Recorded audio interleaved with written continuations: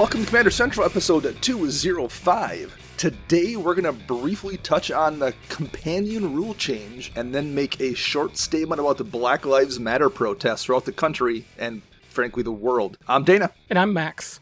Max, how are you doing? It's been a rough, weird few days, weird few weeks, here, but... It has, absolutely. Definitely been interesting. We had a little bit of light here with some spoilers, our previews hitting today. Yeah, we've had a few days here now to kind of digest the companion rule change, so we'll talk about that. And this is going to be a relatively short show, and we wanted to kind of give a heads up at the start about what we're going to say, because I get it, with everything that's happening in the world, sometimes you just need a distraction and want to hear about something that's not terribly serious, like Commander. So if that's your headspace right now, feel free to not listen past the bit on companion we're going to do. I get it completely. Same here. So that's kind of why we're going to mention what we're going to do, even though it's not going to be a whole lot that we're going to have to say anyway, but I get that. So we're giving listeners a heads up. It's going to be a relatively short show, and that's kind of what the topic is going to wind up being, and it's not going to be long. So should we just quick do the companions bit here, Max? Yeah, for sure. What was the change that came through? So the change that happened earlier this week was, instead of being able to cast your companion for commander purposes outside the game, once every game, you now at sorcery speed have to pay 3 generic mana to move your companion from that outside of the game zone to your hand, and then spend the designated converted mana cost to cast your companion, whether it's that same turn because you have a bunch of mana or the next turn. So essentially, there's an added tax of 3 mana put onto it, and you have to put it into your hand, so there, I guess, technically is a brief window in there where it can be vulnerable to things that care about what's in your hand as well. I don't know how relevant that particular portion of it is, but that is new. So you were building a deck that was using Companion, is that right, Max? That is correct. I actually was building a Chulane deck using Keruga the Macro Sage as my companion, and Keruga is the companion that says my starting deck contains only cards with converted mana cost 3 or greater and lands. So I thought that was a really cool constraint to build around. Sure. And I wanted to do something not Simic, so I went 3 colors, I went Bant, and my goal for this deck was to be something that I have at Commander Fest or Magic Fest when we finally have those again. Right. And, you sit down and you have someone that's only has a precon or something. I'd be able to hand this to him and say, hey, play this deck, it's fun. You get to play a lot of big, beefy creatures, big fun spells that I normally don't play in any of my other decks. So that was the goal of this deck, was just say, like, here's a bunch of cool Commander cards, I guess. And being able to cast Keruga and then draw cards for every other permanent that had CMC 3 or greater is just icing on the cake, in my opinion. So now that the change has gone through, how do you think that is going to affect this potential deck you were making? So I have been goldfishing heavily since the rule change was announced. And to be honest, I'm not a fan of it in the sense for Commander. I get why it will probably work well in Standard and Modern and all the other competitive Magic formats. Right. To me, the fact that you're essentially telegraphing your play with it having to be moved to your hand is not great, especially at sorcery speed. Right. In Commander, I feel like in Commander, if you could do it at instant speed, or like cycling, you can do it whenever you want.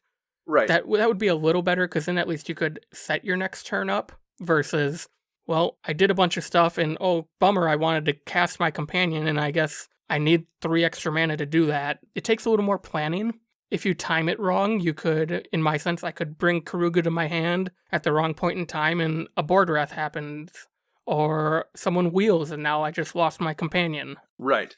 So there's a lot of things that now make it, in my opinion, a little more, it adds more steps to making these work in Commander.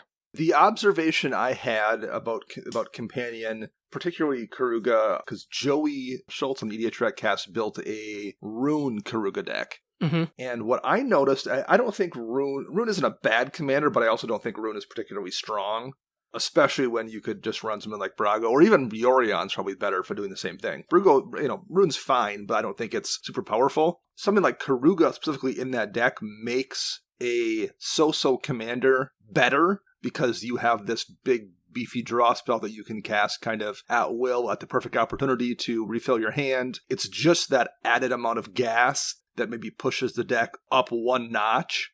But it's also the restrictions on it make it so it doesn't necessarily make a great deck better. It makes like a middling deck good, but it doesn't make an already really good deck better. Because at that point, your deck is so tightly tuned and is running so many good cards and doing such a specific thing that not being able to run the, 2 CMC or 1 CMC spells hurts you more than it does when the commander is only so-so, or at least that's how it seems to me. Now, having to have that Keruga card cost so much more, it makes that rune feel like it's no longer like an addition by subtraction. You're not getting ahead like you once were, so now you're back to it's probably just you're better off not running it. Yeah, I definitely agree. And, Keruga might be not a great example. What I feel bad for are the people who built an EDH deck around the 3-mana companions. So your Kira, your Lurrus, but most importantly, Zerda, the Dawnwaker. Mm-hmm. That was kind of a glimmer of hope for Boros players. Sure. Because it's pretty easy to meet Zerda's companion requirement of having everything have an activated ability. That's Boros equipment, whatever you want to do with it. And 3 mana is really efficient for Boros. You want to be fast. You want to be, low to the ground. Now having this essentially cost 6 mana to use its ability to, the abilities you activate that aren't mana abilities cost 2 less. That seems like a lot. I feel like there are just other cards in the game that do that for you, maybe not specifically for artifacts, but like training grounds. Yeah. Stuff like that, you could cast those without paying an extra 3, and people don't know it's already there. That's the one thing with companions is your opponents get to see it. It's sitting in essentially the command zone. Previously, you knew it was there. The person had a companion out. You knew it could get cast at any time. But like you said, the telegraph thing makes a big difference when you're like, are they going to cast this turn? Are they going to hold back? And like, okay. Versus now, like, let us put it in their hands. So clearly it's coming this turn or next turn. Yeah, for sure. I mean, I think some of the other ones, even like something like Gyruda, at 6 mana, that's a pretty powerful effect for everybody. Mill 4, and then you put a creature card with an even converted mana cost from among those onto the battlefield. But now having that cost 9? Oof. 9, and it changes, like, it goes from being something you can drop on turn 6 to something you have to either use half of your turn to pay the 3 mana and then next turn cast it and use all your mana for the turn. Like, it really... The impact on like what you're doing for turns is just so much more, particularly on those high CMC companions. Right. This is just me kind of brainstorming here, and I know this isn't how they were originally designed. If you cast your companion under the old rules and it dies to a board wipe or something, it just goes to your graveyard. It doesn't go back to the outside of the game zone, especially in Commander. Right. Maybe that's something that needs to be looked into. For Commander, these get put back in the zone, and the tax, you pay the 3 extra every time to put it into your hand. The tax doesn't go up, but you always have to pay that 3 to get it back to your hand. I don't make the rules of the game. I don't design cards. I'm sure that's probably not logically smart. It's probably broken in some decks. But the companions that don't have green in their color identity, I feel like, are getting severely hosed by this. Like you said with Gyruda, that turns your turn 6, hey, I might actually be able to turn the game in my favor to, do I use, turn 7, get it to my hand, turn 8, hope I have 9 mana in Dimir, and go? Yeah. So I guess in summary, I would say our conclusion probably here is it's a logical change that probably is going to work in every other format. And it also kind of neuters them in Commander. For sure. Like I said, my ideas would be this. The biggest one being the rules committee says, we're going to change the rules slightly. You can do it at instant speed.